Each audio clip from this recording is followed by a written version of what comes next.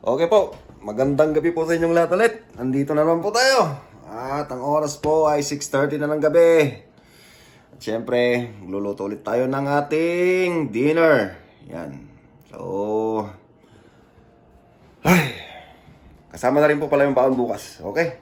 Pasensya lang, medyo pagod ako. Medyo pagod. Medyo naka-idlip din ng konti. Okay? So, yan po yung lulutuin natin ngayon. Sarit-saring, samot-saring gulay. Yan. Repolyo, sayote, snow peas, carrots, bell pepper, broccoli, yan. Puso ng manok, katay ng manok, balon-balunan, hipon, itlog ng pogi. Yan, masarap po yan sa sa na nilalagay sa niluluto, yung itlog ng pogi. Yan. Okay. Kung wala po kayong makitang itlog ng pogi, yan, gamitin nyo po itlog ng pugo. Yan. So, gagamitin po yan tayo ng harina. Alright. So, yan. I-prepare ko lang po sandali. At, umpisan na po natin ang pagluluto. Okay?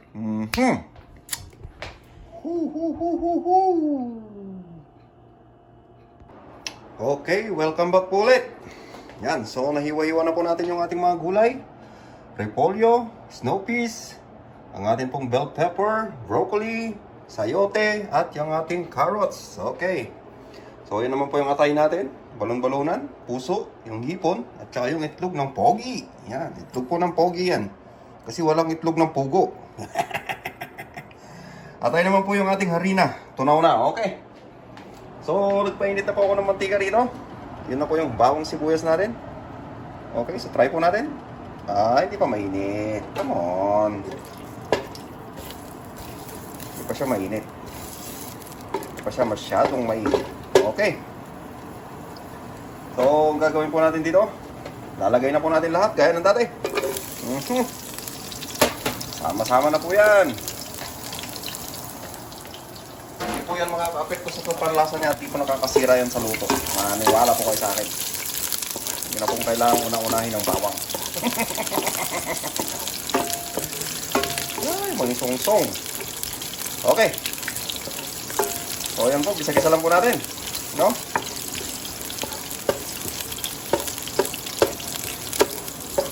And then, balikan po natin pag nagisa na. Alright. So, ayan po. Okay na siya. Translucent na yung mga kanya at nangamoy na. Nangamoy na. Okay, so ang ilalagay po natin ngayon na susunod, ang atin pong balon-balunan. Yan. Lagay na po natin ang ating balon-balunan. Yan. Okay, one down. Siyempre po, ang ating puso. Yan. Lagay na po natin ang ating puso.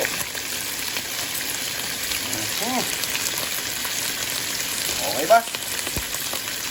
Ayos mo tayo dyan.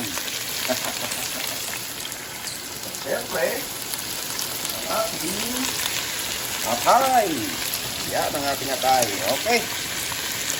Okay po natin dyan. Yan. Okay. Tapos po, siyempre, mekos-mekos natin yan.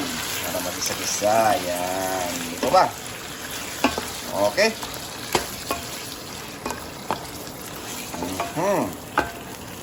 Dahan-dahan lang po ang paghalo para po hindi madurog po yung ating atay at maging hindi sa mushy. Yan. Hindi siya maging mushy-mushy. Yan. Okay. Tapos po, lalagyan po natin yan ng paminta. Yan. Pamintang durog. Yan. Okay po ba? Panalin siya ng paminta. Huwag po kayong mahiyang maglagay ng paminta. Then, syempre, habang ginigisa po natin siya, lalagyan na po natin siya ng patis. Yan. Patisan mo, baby. Yan po. Patisan na po natin siya. Okay. Yan. Katapos po, siyempre, mekos na naman natin. Para po even po yung pagkakaano ng ano niya, ng paminta. Yan. Alright. So gagawin po natin dyan, igigisa po natin mabuti yan hanggang sa maluto po yung balon-balunan, atay at yung puso. Yan, okay pa ba? Takpan po muna natin. Ahoo! Tapos, saka po natin babalikan. Alright. Okay, balikan po natin yung niluluto natin. Ayan, naku. Yan, luto na po yung mga laman loob niya. Kita nyo po yung atay niya, buo-buo pa rin. Basta hinay-hinay lang po sa paghahalo. Ano po? Yan. Sa punto pong yan, siyempre, ilalagay na natin ang ating isa na namang sahog. Yan. Hipon. Lagay na natin naman ang lagyan na naman natin ng dagdag sahog. Yan. Masarap ang marami sahog, di ba? Okay. So, ayan po. Sa punto pong yan, lalakyan muna natin ng konti yung ating apoy. Yan. Kasi maglalagay na tayo ng mga gulay. Yan. Lalagay na po natin ang ating broccoli. Ang ating pong sayote. Yan. Lalagay na po natin yan. At syempre, ang ating carrots. Mekos-mekos na po silang lahat yan. Lalagay na po natin lahat yan. Yan. Ako. Yan. Tapos po, ang ating sili. Yan, bell pepper. Lagay na po natin lahat dyan. Yan. Ang kaganda ng kulay.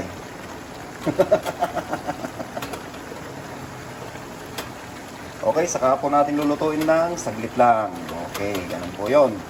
Kasi ayaw po natin na ma-overcook yan. Ayaw po natin na malutak. Alright. So, ayan po. Haluin lang po natin. Ganyan. Haluin lang po natin na ganyan. Yan po palang hipon na nilagay natin is pre-cook na yun. Kaya, okay lang po yun. Okay, na hindi natin siya sinama na ginasa ng matagal. Kasi nga po, pre-cook na siya. Alright. Ganyan po. So, halo-halo lang po natin siya. Ganyan.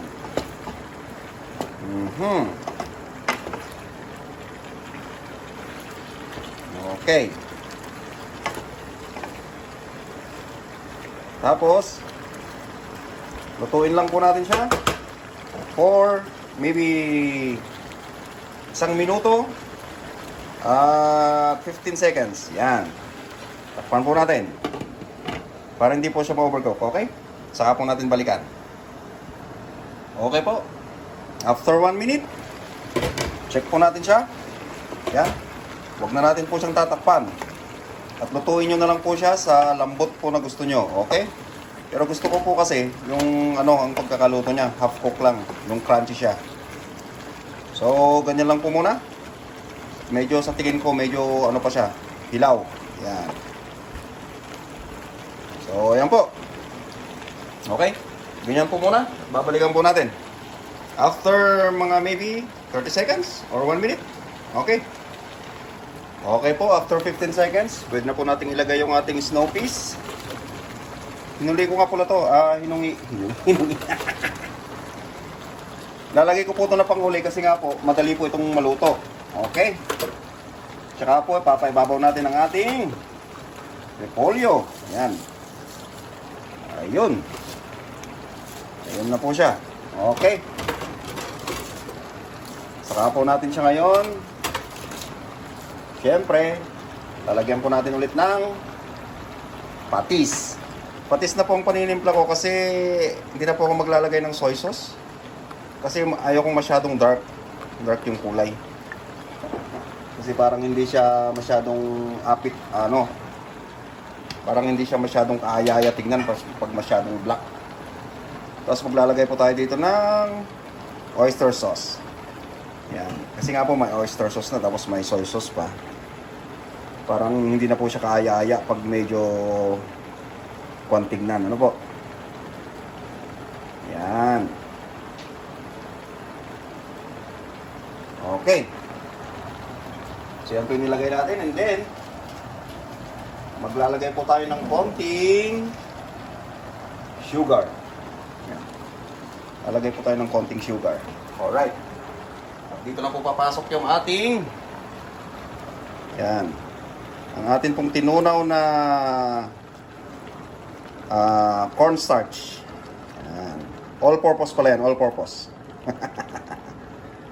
Yan po yung starch natin. Gagamitin po natin yan bilang pampalapot. Yan. Okay. Pampalapot po ng sabaw niya. Alright. So, ang gagawin po natin is ihalo-halo lang po natin to. Gagawin lang po natin is ipaibabaw ang nasa ilalim. Yan. Okay.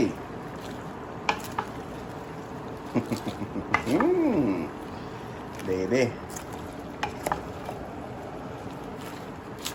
Alright. Pasensya na po kayo. Nag-iisa yung ano nyo dito. Yung kusinero nyo. Wala po akong ano, taga-video. Yan.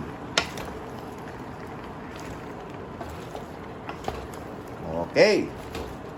So, ganyan lamang po. Diba? Tasty. Tsura pa lang, diba?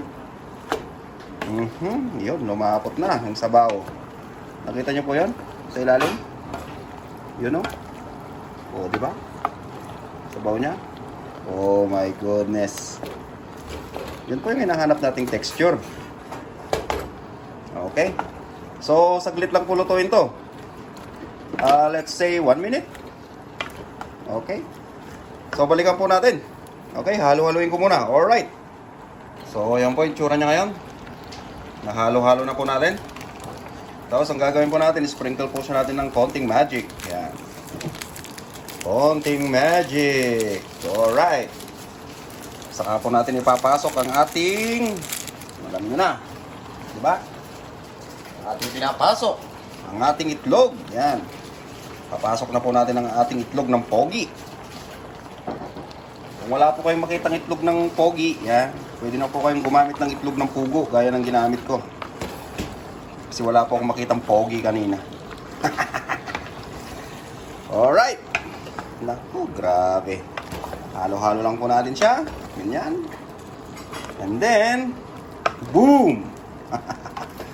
Luto na ang ating chop suey. Okay po ba? Ayos po ba? Yan. Alright. So, yan po ang ating chop suey. Luto na po siya. Patayin ko na. Okay. Yan po yung itsura niya, mga best. Alright. So, yan po. Hindi na po tayo magtitikiman at masyadong mahaba itong ating video. Kaya, hanggang dito na lang po ang ating video. Okay? Subscribe po kayo lagi. At lagi po kayong manood. So, yan po yung niluto natin. Okay, maraming salamat po sa inyo. Thank you very much.